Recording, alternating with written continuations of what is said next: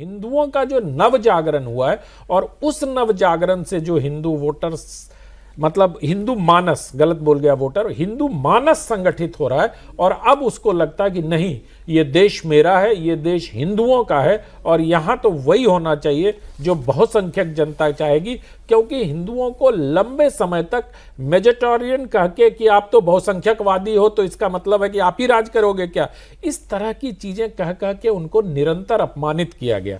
अब वो समय मुझे लगता है कि हिंदू थोड़ा सा जगह है, अभी थोड़ी सी थोड़ा और जगह। यही सवाल मेरा था, ये हिंदू मानस की जिसकी आप बात कर रहे हैं, इसकी एकता जो है या इसका संगठनात्मक होना, ये अपने चरम पर पहुंचा है या अभी नहीं? नहीं, अभी चरम पर नहीं पहुंचा, अभी इसको बहुत संगठित होने की आवश्यकता है। आप देखो, हिंदू मानस को संगठित होना सिर्फ वोट के लिए नहीं है, इसका सोशियोलॉजिकल इंपैक्ट देखिए आप, बिहार में देखिए आप, 202 सीटें आई एनडीए को। बिहार में जो जाति व्यवस्था टूटी है वोटिंग में, वो हिंदुओं के एकीकरण का इंपैक्ट है और इसको पॉजिटिव तौर पर देखना चाहिए, सिर्फ सत्ता के कारण नहीं। लोग यहां बैठ के हम लोग कितनी बार चर्चा कर चुके थे कि बिहार में कुछ भी हो जाए जाति व्यवस्था नहीं टूट पाएगी, लोग जाति के नाम पे ही वोट करेंगे। 32 यादव एनडीए से जीत के आए हैं सौरभ जी, जो MY समीकरण जिसके झंडा बरदार थे वो कहां चले गए? तो जब हिंदू संगठित होगा, हिंदू मानस संगठित होगा, जो समाज में विसंगतियां हैं, जो समाज में जो कहते हैं आप कुरीतियां हैं, वो भी दूर होंगी, जाति प्रथा भी टूटेगी। जो लोग उत्तर प्रदेश में जाति का नारा लगा रहे हैं और क्या PDA और CDA और DDA कर रहे हैं, उन सब लोगों को ये सोचना चाहिए कि जब हिंदू एक होगा।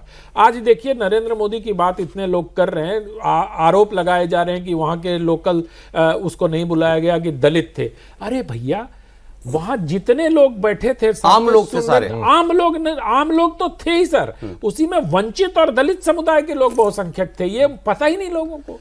नहीं, लेकिन ठीक है, आपने जो बात कही वो आप बिहार के जैसे आपने कहा, लेकिन जाति की दीवार टूटना, आपने भी बड़ी अच्छी बात कही, जाति की दीवार टूटना अपने आप में अच्छी बात है, इसलिए नहीं कि किसी को वोट, बीजेपी को वोट मिल जाएगा, बिल्कुल नहीं, समाज के लिए अच्छी। हाँ, ये जिसको जिताना चाहे जनता जिताए, लेकिन जाति से उठ करके अगर सोच रही है, लेकिन कुछ लोग कहते हैं कि बिहार के परिणाम को खास तौर पर इस नजर से देखना कि जाति की दीवार टूट गई, हिंदू एक हो गया, एक है तो सेफ है का नारा चल गया, it is reading a little bit too much into इट। हर चुनाव की, हर राज्य की अपनी कुछ सीरत होती है, अपना कुछ उसका कुछ स्पेशल सर्कमस्टांसेस होते हैं। बिहार में भी थे, बंगाल के कुछ और होंगे, यूपी के कुछ और होंगे, हमने पहले भी ये बात की थी। अब बंगाल फॉर एग्जाम्पल, एक लाइन खाली मैं कह देता हूं, मैं आपकी बात मान लिया, जो लोग ऐसा कहते हैं उनकी भी बात मान ली, संकेत तो मिल रहे हैं, मैं सिर्फ संकेत के तौर पर ही देखता हूं, अगर ये संकेत भी है तो शुभ संकेत है। अब बंगाल में तो इस तरीके से जाति की बात नहीं होती जैसे बिहार और यूपी में होती है, इस मतलब उस वैसा समाज के अंदर घुसा हुआ हो जाति का बीज, मतलब हम सुनते तो नहीं, कम से कम केरला के अंदर भी एक चीज है जो बंगाल में है, वो केरला के अंदर भी है, बट बंगाल में नहीं हो पा रहा, बंगाल में दूसरे समीकरण। हिंदू वहां पे भी धीरे से संगठित हुआ है। देखिए 2016 से लेकर 2021 तक आप देखें, 3 सीट से 77 सीट तक आप आए हैं, तो उसका ये कारण नहीं था कि आपने किसी तरह से दूसरे चीजों को संगठित किया, जो किया संगठित किया वो मुसलमानों किया। 2021 मेरा मानना था कि उसमें बीजेपी ने जितना एग्रेसिव होकर वहां पे पोल कराया, वो उसके लिए थोड़ा नुकसानदेह हो गया। ये हो गया कि जो मुस्लिम समुदाय था, जो ऑलरेडी पहले से उनके साथ जुड़ा हुआ था, कांग्रेस और उनके साथ, कम्युनिस्ट के साथ, वो उन्होंने क्या किया कि पूरी तरह से आप टीएमसी के साथ आ गया और उनके साथ पोल कर दिया इनको हराने के लिए। तो एक बड़ा फैक्टर था। तो हमेशा होगा सर?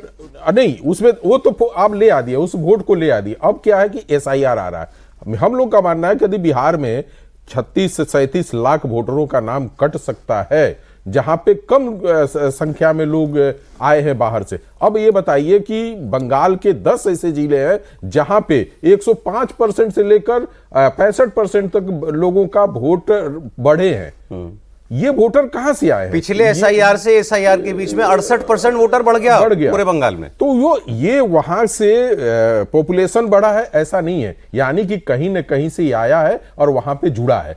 अब ये चीजें जब वहां से निकलेंगी तो कितना इफेक्ट करेगा। जैसे इन्होंने कहा कि जातियां टूटी है, मैं भी मानता हूं, मतुआ समाज है जो शेड्यूल कास्ट का एक बड़ा है, और वो एक बड़ा वर्ग आया है बीजेपी के साथ पिछले चुनाव में भी। तो इसी तरह से हर वर्ग के तरफ से वोट कर वहां पे टीएमसी के वोटर भी जुड़े हैं। लेकिन बीजेपी के लिए सबसे बड़ी समस्या वहां जो दिख रही है वो दिख रही है कि जो टिक गए टीएमसी और कांग्रेस के पास वोटर, वो जो बीजेपी को भी नहीं पसंद करते और ममता को भी नहीं पसंद करते, अब उस वोटरों को कैसे अपने पास लाया जाए और उसमें किस तरीके से मोटिवेट करके उनको समझाया जाए कि भाई ये वोटर जो है, हम बीजेपी उसका ध्यान रखेगी और आप हमारे साथ जुड़े। तो इसमें बीजेपी के लिए थोड़ा सा संघर्ष दिख रहा है, लेकिन मुझे लगता है कि 2000 जब हम 26 में जाएंगे चुनाव में तो इसमें बहुत सारे बदलाव दिखेंगे।